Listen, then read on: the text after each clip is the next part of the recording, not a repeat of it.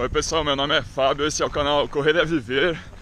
E o assunto de hoje não é especificamente sobre corrida, mas claro, faz parte da corrida, de futebol, ciclismo, vários esportes aí, que é como respirar numa atividade esportiva, uma atividade física.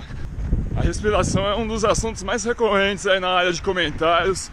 O pessoal mais tem dúvida, mais se escreve. É inevitável, quando começa a fazer uma atividade física, primeiro sintoma que o pessoal tem é perceber a respiração ofegante. E o segundo sintoma é o cansaço.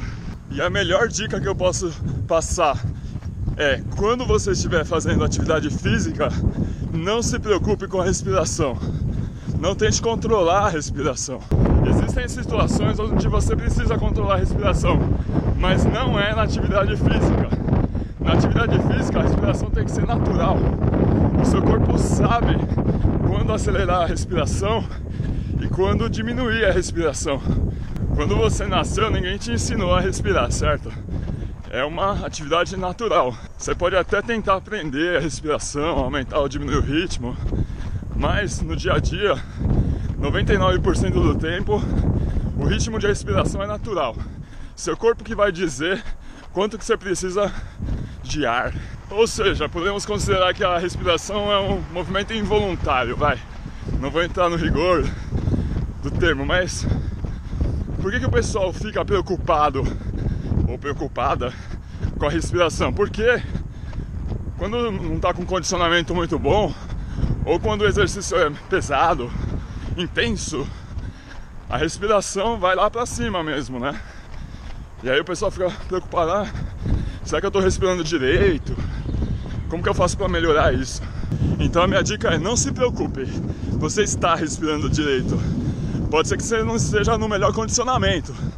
Então, para melhorar a respiração, melhore o seu condicionamento, treine mais. Procure a orientação de profissionais especializados, educadores físicos, que vão te passar um planejamento progressivo, de forma que você não vá querer correr 1 milhão de quilômetros depois de um mês de ter começado a correr, certo?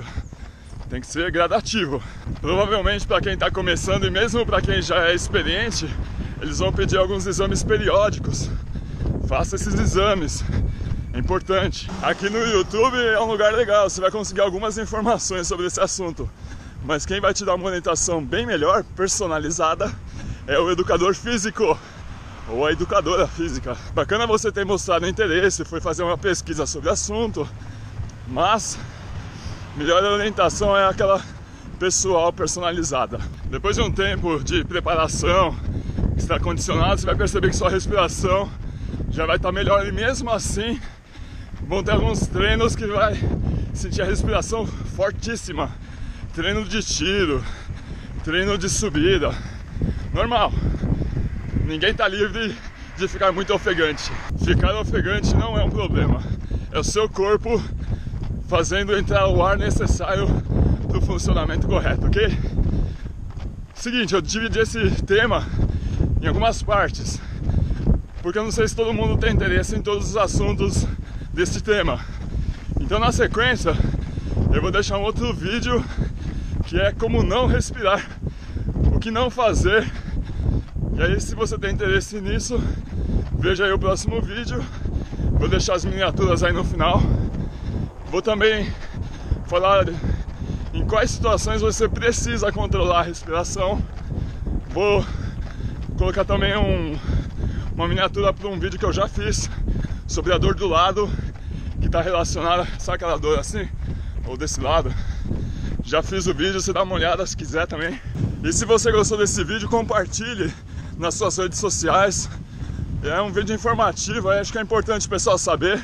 Se você também acha, compartilhe. Se inscreva aí no meu canal, no canal Correr é Viver. Aperte o sininho para as notificações, certo? Dá um joinha, curta o vídeo, comente aí embaixo. A gente se vê por aí. Um abraço!